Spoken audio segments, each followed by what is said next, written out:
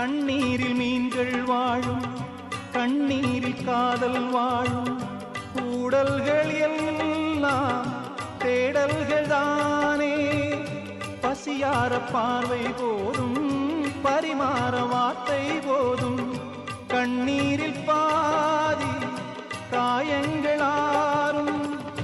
தலை சாய்க்க இடமாயில்லை, தலை கோத விரலாயில்லை. இளங்காற்று வரவாயில்லை, இளைப்பாறு பரவாயில்லை. நம்பிக்கையே நல்லது, எறும்புக்கும் வாழ்க்கை உள்ளது.